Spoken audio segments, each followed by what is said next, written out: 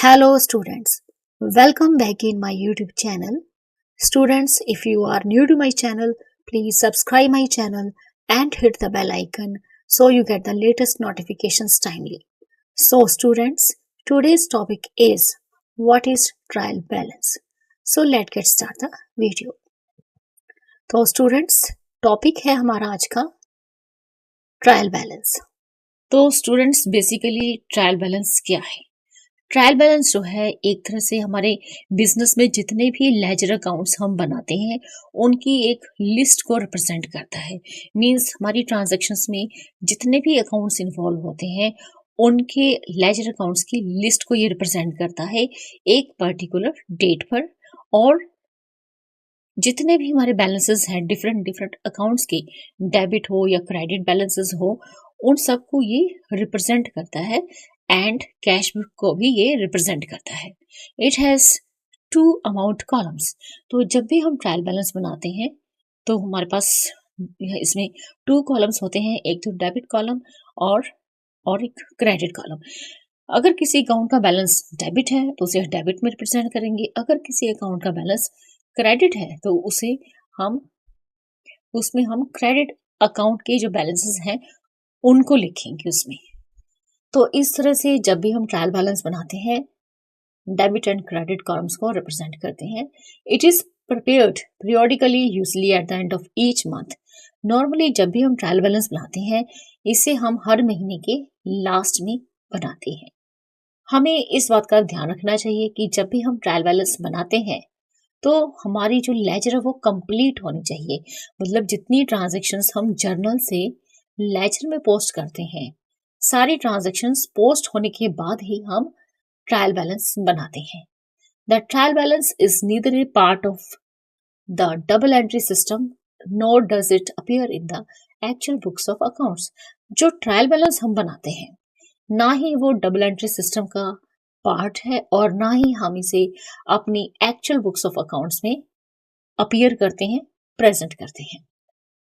It is a statement prepared to test the arithmetical accuracy of the ledger accounts.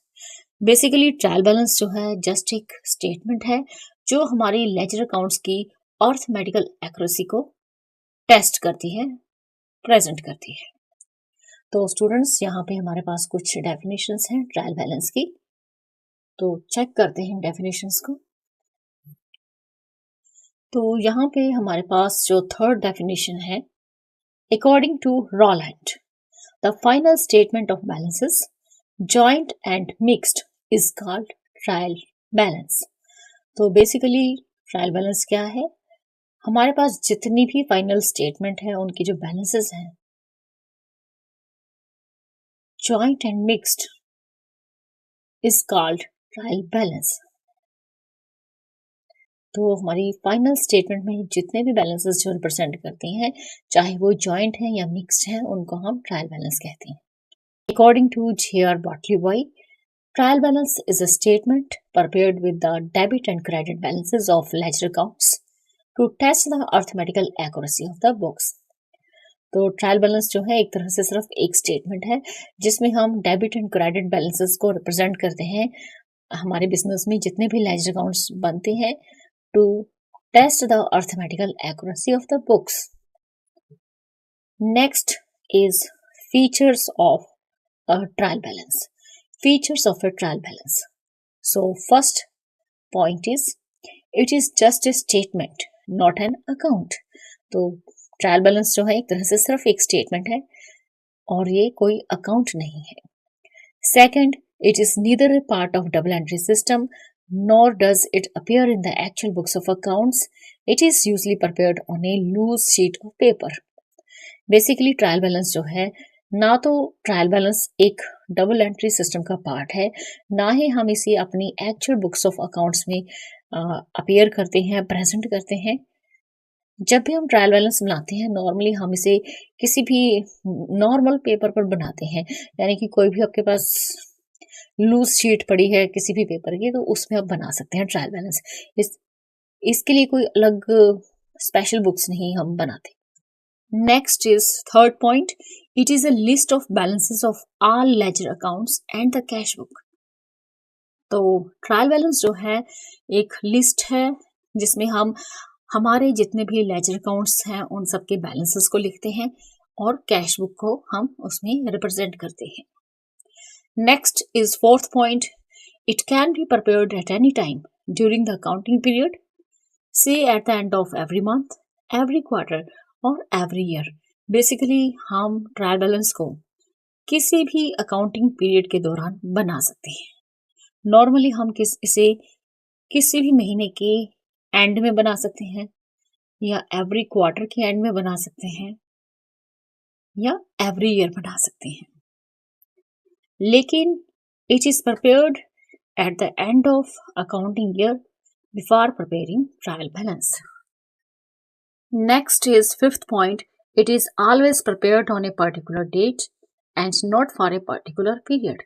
तो trial balance जो है हम एक particular date पर बनाते हैं, ना कि एक पर्टिकुलर पीरियड के लिए।